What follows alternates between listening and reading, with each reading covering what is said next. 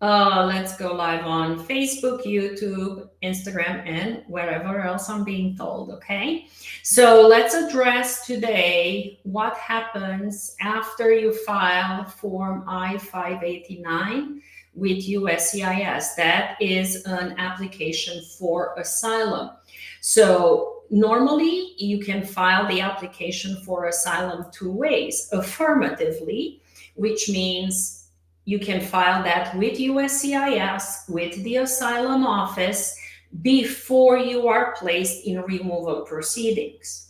So before you are in immigration court. Second is you can file the asylum application defensively in immigration court as a benefit for cancellation of removal. You are asking for the court to allow you to stay in the United States because you have experienced past persecution in your country, or you fear future persecution in your country if you were to return to your home country. So policy changes happened again, of course, since last week. It's been happening for a while, but they finally sent a notification out. So I want to address today, one, the changes and how USCIS handles asylum applications. And second, what happens and what are the options for individuals from Haiti whose TPS has terminated, okay? Because we got an update on that as well. So let's talk about it. So first, we are going to talk about affirmative asylum. So after you file your asylum application with USCIS, we are going to assume affirmative asylum. So this is what you file, hopefully before you are in immigration court. So let's say, for argument's sake, you entered the United States on parole, you entered the United States on some sort of parole, CBP-1, you entered without inspection, and let's say you were not apprehended by ICE after you entered with inspection. Then, if you are filing Form I-589, which is your asylum application with USCIS, this is the way USCIS is going to handle it.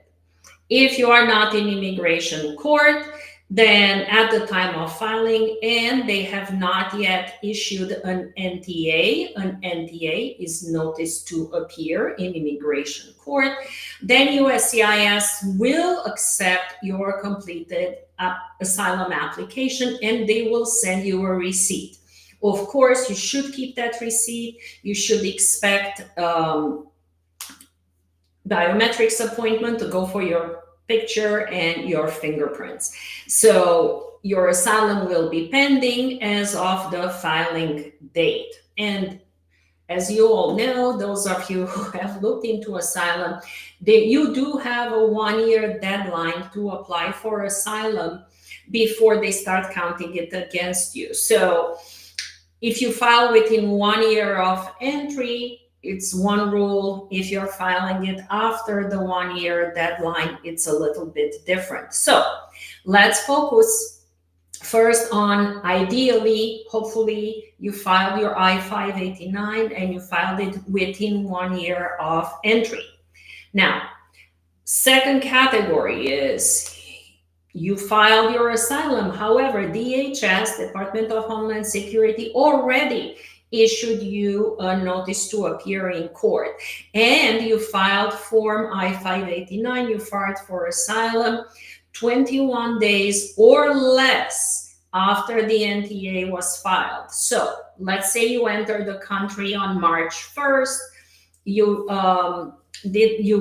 were apprehended by ICE, they issued a notice to appear, okay, and then they released you. Let's say they issued that notice to appear on April 1st.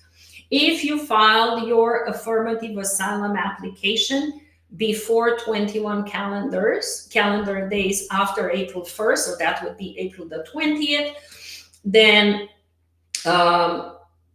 If the notice to appear, the April 1st document was already issued, they will accept your asylum application. However, they are going to send it to immigration court because your immigration court case is pending. So if you have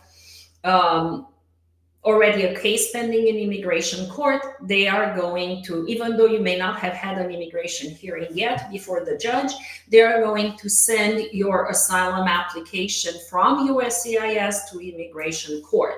And the date of the receipt will be the date that they received it there. Now, the third is same thing. You entered, you had an interaction with ICE, and they issued a notice to appear in immigration court. And if they issued a notice to appear in immigration court, and then you file your asylum 22 days or longer after, then they will reject your asylum application and just simply return it to you. Not ideal. Not much you can do about it. Ideally, do not file your asylum if you already have a notice to appear in immigration court and it's been longer than 22 days since the NTA was issued. That is for most people, okay? Now, let's say Department of Homeland Security issued you an NTA. So they did open the removal proceedings against you. And your NTA was filed after you filed your asylum application. That happens, for example, for people who enter on parole, people who entered on valid visas, people who entered without inspection and they have no interaction with ICE. And after that, at some point, ICE figures that out, or somehow you come on their radar and you're filing an asylum application. That asylum application is considered a defensive asylum as a defense to you being in removal or deportation proceedings. So what is USCIS going to do if they get your 589, your asylum application? They are going to send it to immigration court. They will notify you. Immigration court is going to make the decision in your case, the immigration court. If, last category, according to their list, okay, if they previously issued you a notice to appear that they didn't file with the court, okay, they will accept your asylum application.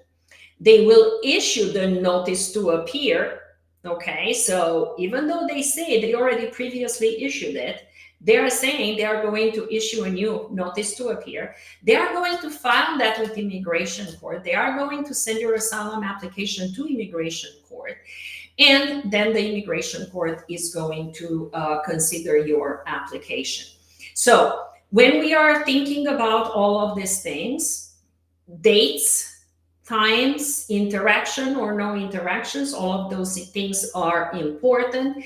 It's normally very difficult for people to put a solid application for asylum together within 21 days of their entry into the United States. Literally, it's almost impossible, but that's what they expect you to do. So basically, what they are saying is the only way you are not going to they are not going to send your asylum application to immigration court is if you filed your asylum affirmatively, you have had no interaction with them, you filed it within a year of entry, and in most cases before the 21 days if they already issued an NTA. So the sooner the better, the later the worse, okay? So that's what you need to remember in terms of the changes to the asylum rules. Now, let's focus a little bit on TPS Haiti, because current government has been dealing with TPS Haiti, and it's been on and off, on and off, on and off. It's going crazy. Okay, so the latest and the greatest, they have decided not to extend TPS Haiti. Shouldn't come as a surprise to any of our clients from Haiti. Basically, most of them have already filed something if they were already eligible. So they are not going to extend it. So the current designation will expire in August. And the current grace period really is until September and early September, September 3rd, I think. And they are going to, that beginning with that day, you no longer have a status in the United States. You no longer have lawful status. Of course, USCIS is encouraging everyone to self-deport. Let's call it what it is. There is no such thing as self-deportation. There is no such thing as that. What you do, you get on a plane and leave if that's what you want to do. Alternative is not peachy. You go through them with the process. They say they give you $1,000. I have yet to see a client who received $1,000 for you to leave and a free ticket out.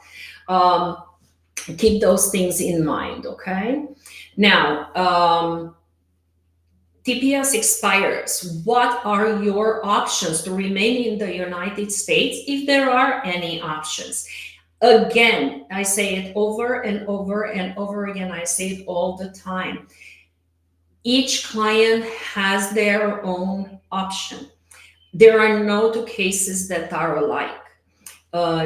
Every little thing can make a difference in what your options are. To give you an example, twin brothers came from a Central American country a few years back. When they were detained by ICE, one of them went with one uncle in Chicago. One of them came to Miami with another uncle. Absolutely everything on the files, on the cases was identical because the two attorneys worked together. The only difference in the case was now, after the persecution happened, the case was exactly the same. Everything was the same. One was in Chicago, one was in Miami. Guess what? One was approved and one was denied. Okay? So, and they are twins. They were subject to the same thing. They both suffered the same persecution. Every single little thing was the same.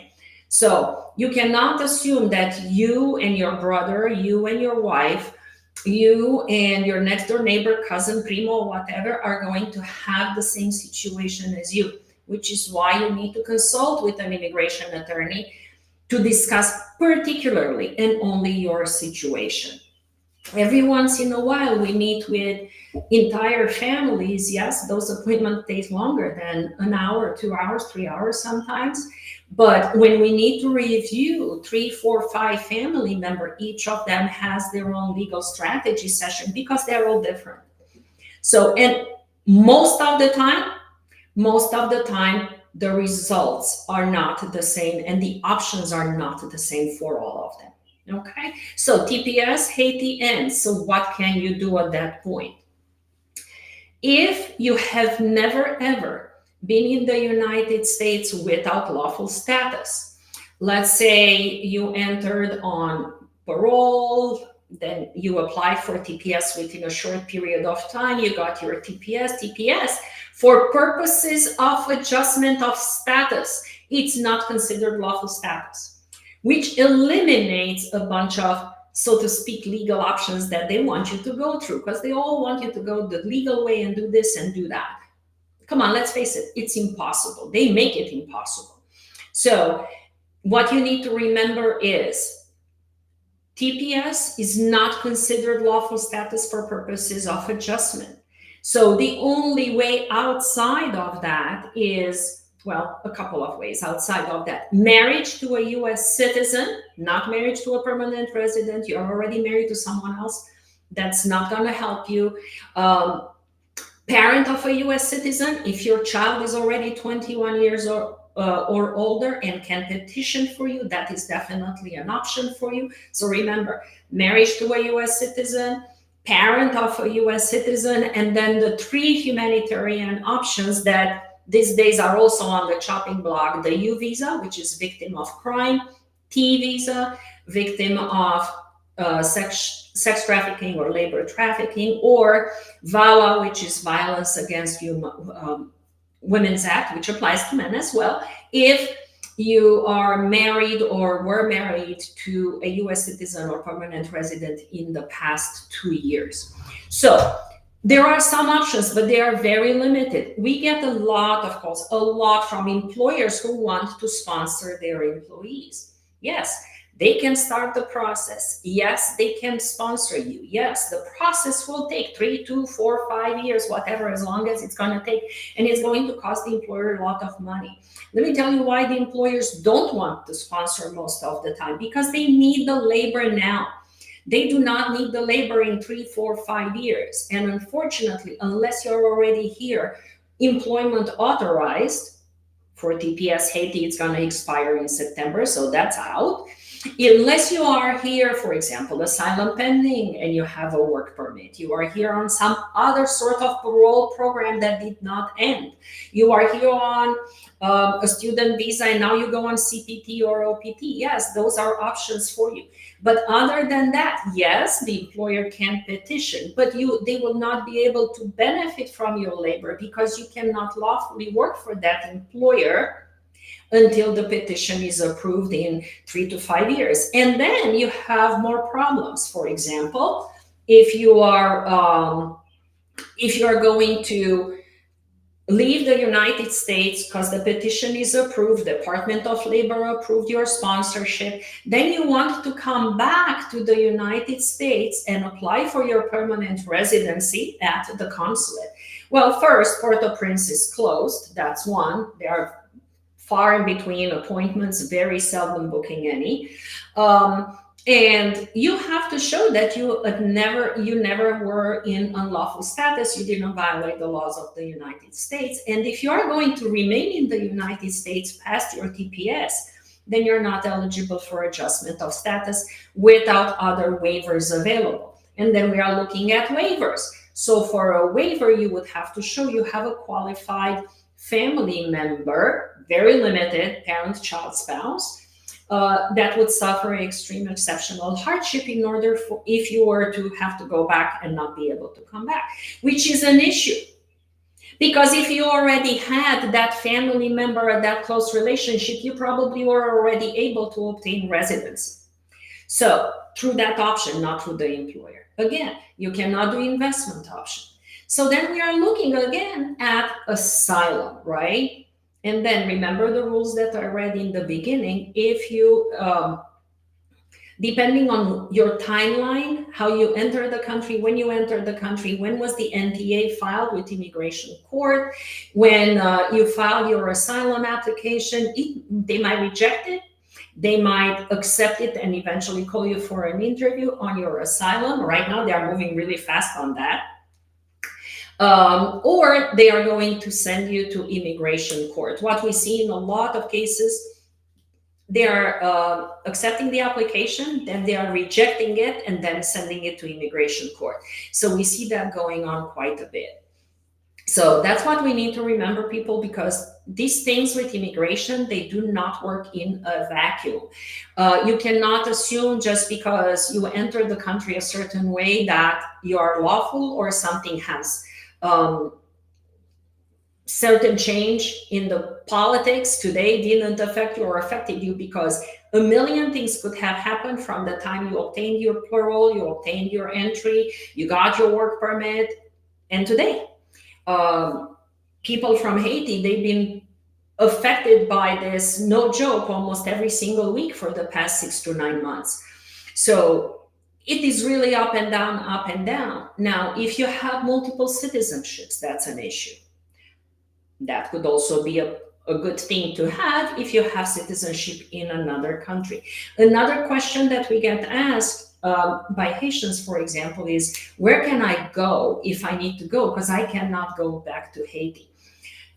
There is a website out there. You can go and see how strong your passport is, and it will tell you 5 different categories of visas, 5 different categories of countries where you can go and apply for visa on arrival. You can travel maybe visa free. Maybe you need to apply for a visa ahead of time. So you need to find the visa for your particular country and see what country will take you without you having to go to Haiti. And don't wait until the last minute. Okay? So that's what I wanted to talk to you guys today. So again, we discussed the asylum rules and how they changed in terms of how is USCIS processing asylum applications that have been received in recently, and how they are processing them now. And remember, we discussed the 5 different categories, and it all is timeline sensitive. So book an immigration attorney, book a consultation with them, a legal strategy session, whatever is best for you, and discuss it with your immigration attorney, what your options are. The way we see it, most people that we talk to no longer are eligible to apply for asylum. And if they are just going to be referred to immigration court. And then this other thing happens in immigration court lately, which is not cool. What happens is you go to court because you have an immigration court, you have to appear in court, and the Department of Homeland Security attorney requests that the judge dismiss the proceedings. Client is very happy. Oh, I'm no longer in immigration court. Yes, you're no longer in immigration court. The minute you step out, ICE picks you up and takes you in detention. So do not look into your case being dismissed as something that is positive that is happening these days in your case, if that is the order in which things happen. Okay, so things change every single day. We have people that we met with 2-3 weeks ago, and we must meet with them again and again and again because situations change, right? The facts change, options change. So that was on the asylum portion. That was on the TPS Haiti. If you guys have any questions, put them in the chat and I'll try to address as many as I can. We are live on TikTok, Facebook, Instagram, and YouTube. So if you have anything, please put them in and I'll be more than happy to address them. If not, we'll just stick around for a few more minutes and then we close this up. Let's see what questions we have.